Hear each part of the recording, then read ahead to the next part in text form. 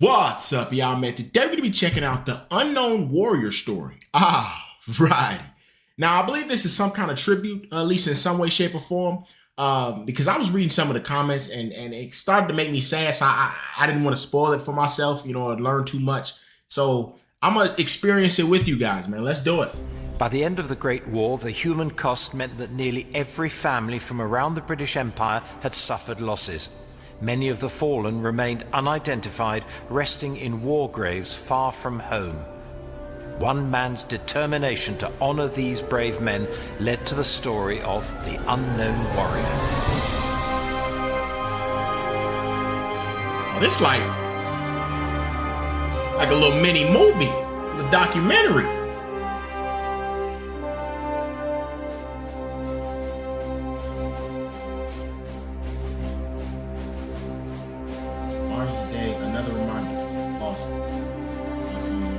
In 1916, Reverend David Railton, while serving as an army chaplain on the Western Front, had seen a small wooden cross marking a grave with the words, "An unknown British soldier."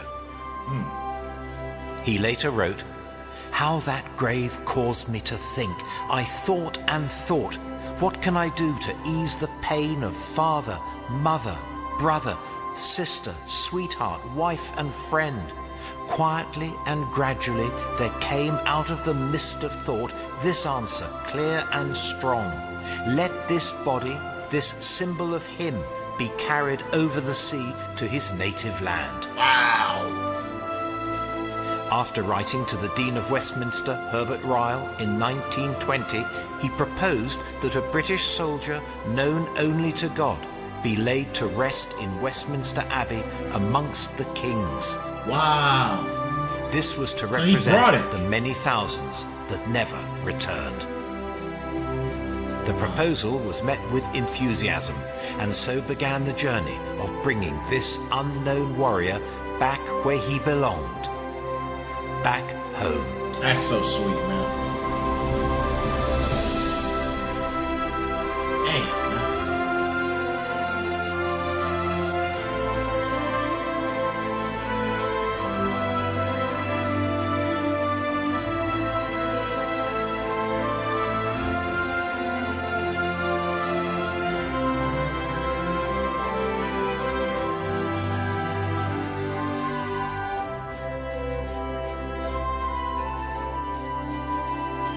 There's a lot of things running through my head right now, man.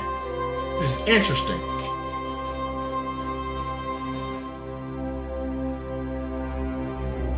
Now, I must ask, why was the room empty? Because it looked like a room that usually has, an audience. So I'm curious, what was that, like a respect thing, or, maybe it was during like 2020 or something. I mean, there's a lot of things that it could have been. On the evening of the 7th of November, 1920, the remains of 4 unidentified soldiers, one from each of the 4 main battlefields, were placed in the chapel at Saint-Paul-sur-Ternoise, near Arras in France. Brigadier Wyatt and Lieutenant Colonel Gell of the Directorate of Graves Registration and Inquiries entered the chapel alone. The 4 coffins were draped in Union flags and indistinguishable from each other. With eyes closed, Brigadier Wyatt rested his hand on one of the coffins. The selection of the unknown warrior was made. So they chose between multiple.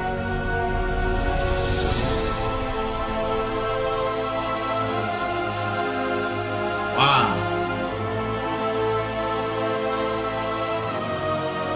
And so he's gonna they're gonna use him to honor the others who are unknown. At least that's what I'm getting from this. As well as honoring him. The coffin stayed at the chapel overnight, and on the afternoon of the 8th of November, it was transferred to the medieval castle within the ancient citadel at Boulogne. A Légion d'honneur en masse kept a vigil overnight. The following morning, the coffin was placed in a casket of oak timbers of trees from the grounds of Hampton Court Palace and placed onto a French military wagon. At 10:30 a.m., all the church bells of Boulogne tolled, and the mile-long procession, led by 1,000 local schoolchildren, escorted by a division of French troops, made a solemn march to the harbour. And they got all of this together. Look, wow, man. I mean, this is awesome, man. Coming together like this is awesome.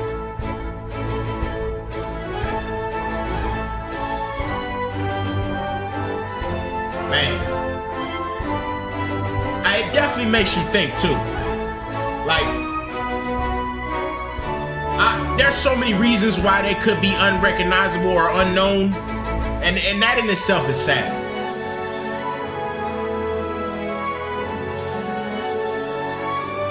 I wonder, are these the real pictures?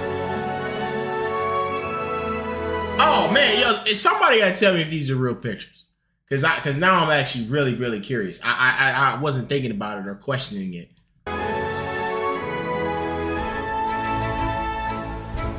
I'm assuming they are.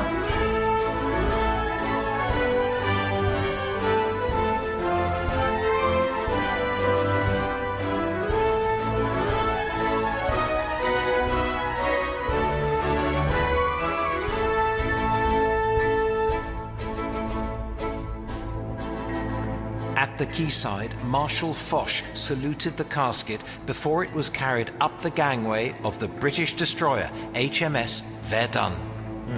Just before noon, HMS Verdun slipped anchor and, with an escort of 6 battleships from the Atlantic Fleet, crossed the English Channel 6 to battleships. Dover. Wow.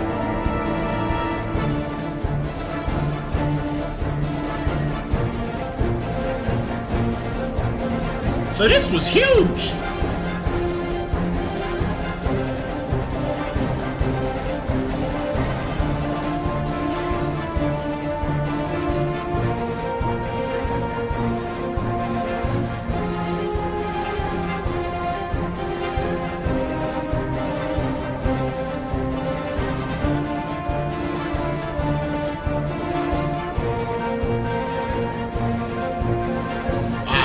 Yo, can you imagine seeing that in real life? I mean, yo, I would think they, like, if I saw that, I would think they on the way to get somebody.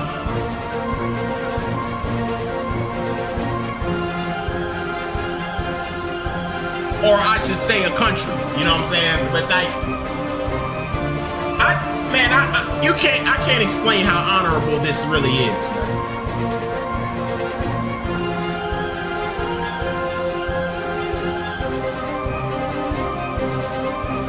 I think these pictures are real.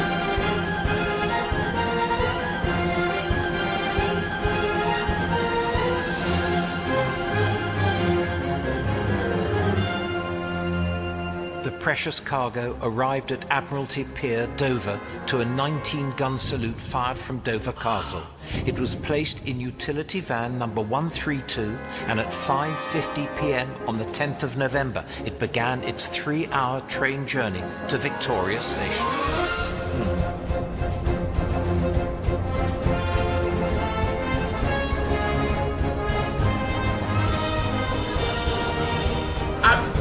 I mean, this is. I would have never guessed all of this went into something like this.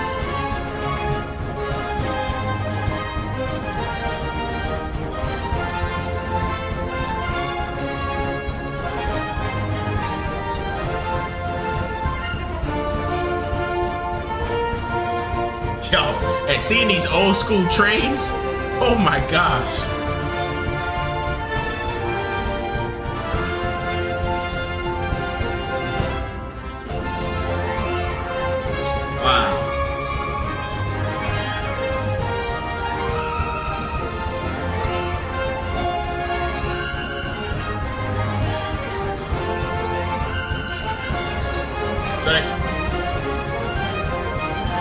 I I think they're coming into, yeah, they made it. Okay.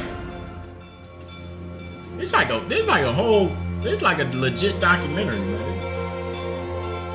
Arriving at platform 8 at 8:32 p.m. and now regarded as a national symbol, the representative of the thousands who made the ultimate sacrifice, the unknown warrior, was greeted by a guard of honor and a large, silently respectful crowd. A plaque marks the site, and every year on the 10th of November, a small remembrance service organized by the Western Front Association takes place between platforms 8 and 9 to honor and pay respects to this most significant of arrivals. Man, now this got me curious. Like, how, is this something that is well known? Like does everybody there know about this? Because you have things where like people kind of honor. There's like little things that they do to honor, like 9/11 and stuff like that. But things that like you might not know about unless you're from New York or in the military, so I'm curious if this is something that the general public knows about. Like if it's more of like a like just a standard, like everybody knows or learns about it in school, like if it's one of those kind of things. It remained there overnight under escort until interment at Westminster Abbey the following day. It's all within the same week. On the morning of the 11th of November, the coffin was placed on a gun carriage drawn by 6 black horses from the Royal Horse Artillery. Huge crowds had gathered as the carriage travelled between lines of troops, their heads bowed and rifles reversed for the short journey from Victoria Station to Westminster Abbey.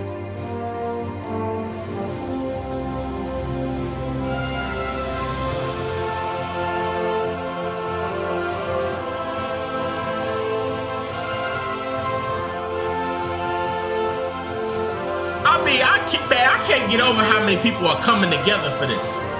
This is like, the unity is top notch.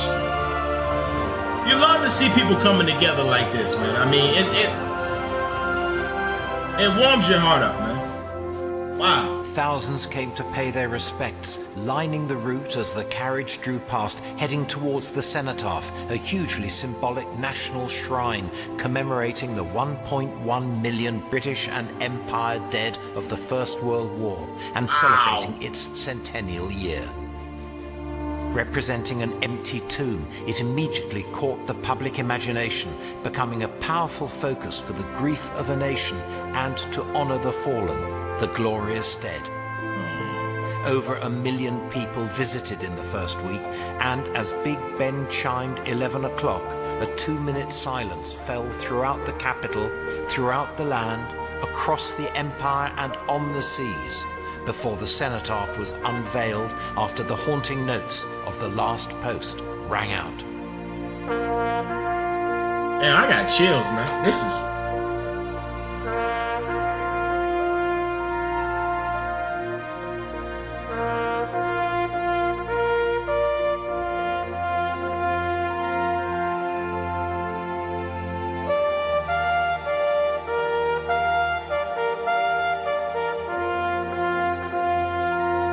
It look like they about to cry, man.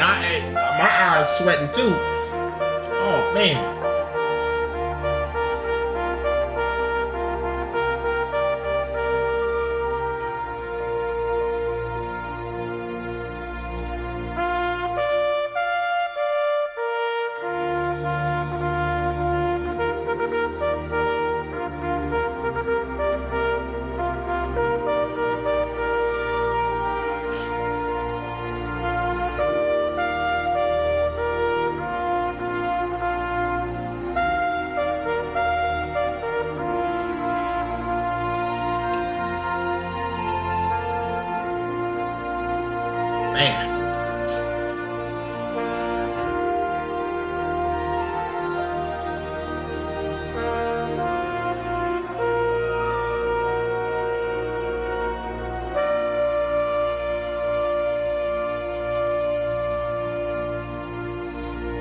dedicated to the men who gave their lives in the Great War. After the unveiling, the king placed his wreath of red roses and bay leaves on the coffin.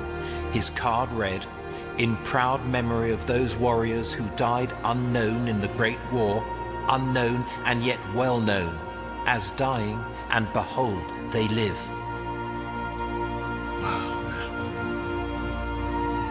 The cortege, comprising the escorting pallbearers and followed by the king, the royal family and ministers of state, continued to Westminster Abbey. Arriving at the north door of the Abbey, it was flanked by a guard of honor of 100 recipients of the nation's highest military honor, the Victoria Cross.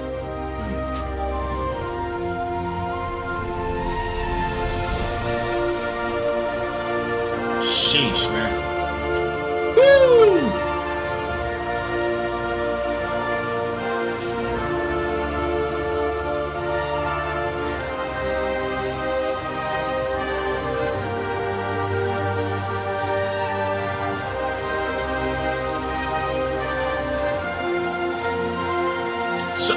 So many people, and I mean, like,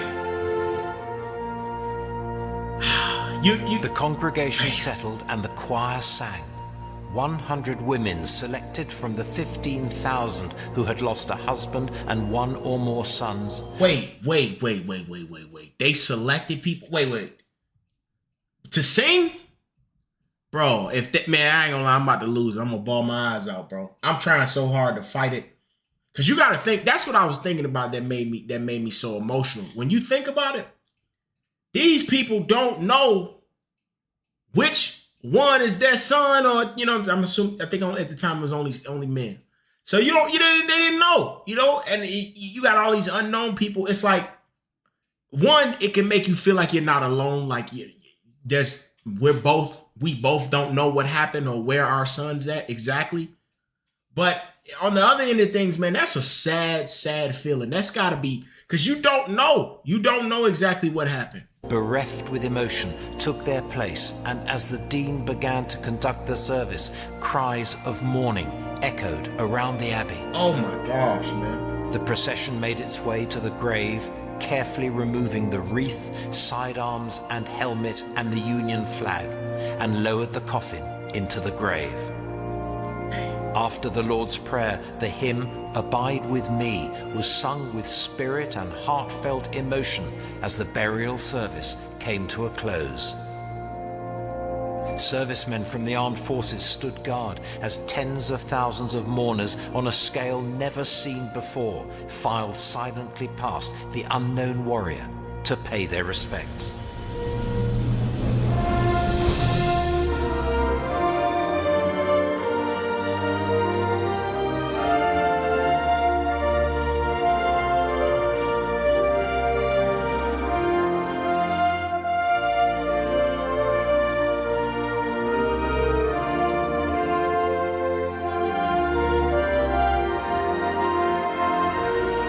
Man, I done had chills the whole time watching this, man. My goodness.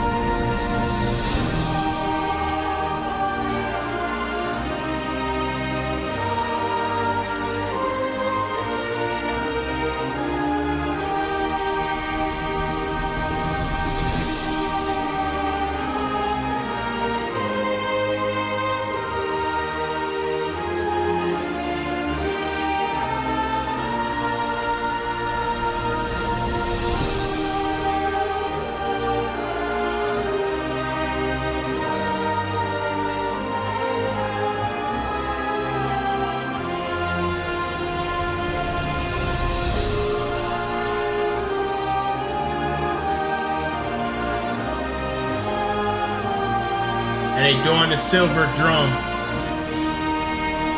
Wow.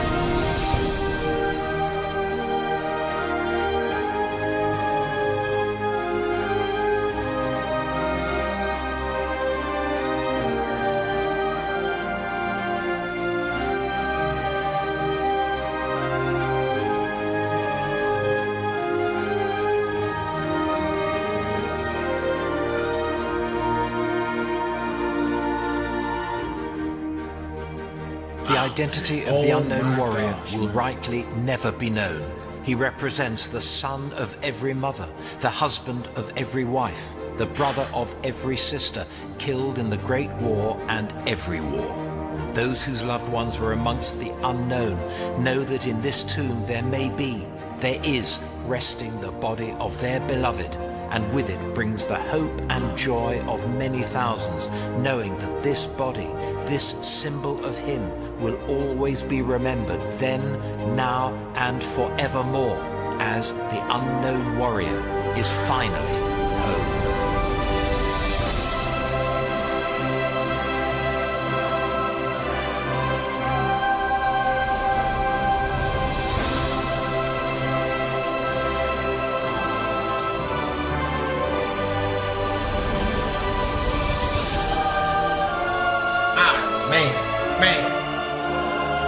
This got me emotional, man. Man, it's so sad, man.